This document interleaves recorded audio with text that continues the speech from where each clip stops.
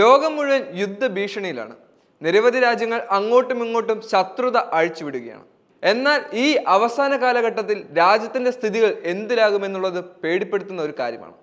എന്നാൽ പോലും ഇറാനും ഇസ്രായേലും പാലസ്തീനും ഗാസയും ഹിസ്ബുള്ളയും റഷ്യയും യുക്രൈനും സിറിയയും അങ്ങനെ നീണ്ടു കിടക്കുകയാണ്. യുദ്ധത്തിന്റെ കാര്യമെടുക്കുകയാണെങ്കിൽ ഈ രാജ്യങ്ങളുടെ യുദ്ധഭീഷണി ലോകമെങ്ങും പേടിപ്പിക്കുന്ന ഒരു സ്വപ്നമായി മാറിക്കഴിഞ്ഞു. ഇന്ത്യയിലടക്കം ഇപ്പോൾ ഈ യുദ്ധത്തിന്റെ ആഫ്റ്റർ എഫക്റ്റ് വന്നു കഴിഞ്ഞു. ഒന്ന് പരിശോധിക്കുകയാണെങ്കിൽ ഈ യുദ്ധത്തിന്റെ അനന്തരഫലങ്ങൾ എന്തൊക്കെയായിരിക്കാം? ചിലർ പറയുന്നു ലോകാവസാനത്തിന്റെ അടയാളം തന്നെയാണ് ഇതെന്നാണ്.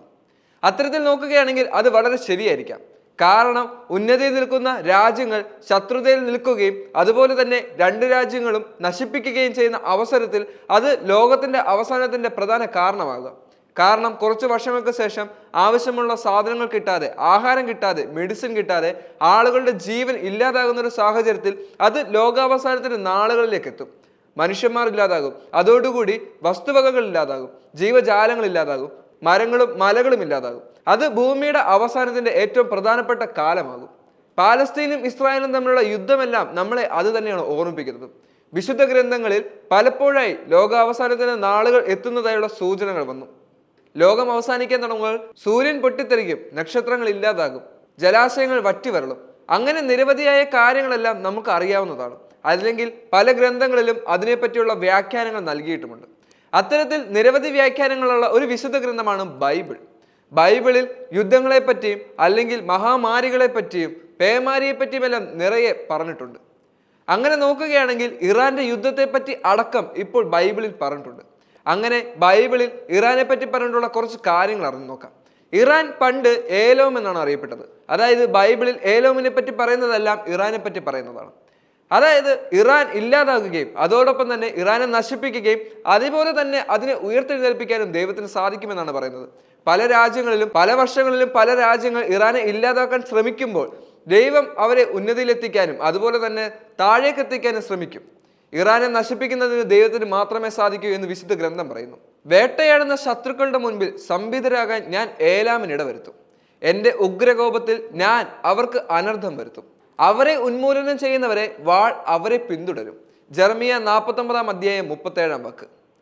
പക്ഷേ അവസാന നാളുകളിൽ ഏലാമിന്റെ ഐശ്വര്യം ഞാൻ പുനഃസ്ഥാപിക്കും, കർത്താവ് അരുൾ ചെയ്യുന്നു. ജെറമിയ 49:39. പേർഷ്യക്കാരും കുഷ്യരും പുത്യരും എന്ന് പറയുന്നത് എന്താണെന്ന് മനസ്സിലായോ?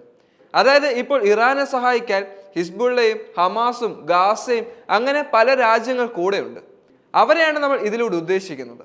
അവരുടെ ഒപ്പം നിന്ന് അവരുടെ കൂടെ നിന്ന് ഇറാൻ യുദ്ധം ചെയ്യും ഇസ്രായേലിനെ തകർക്കാൻ.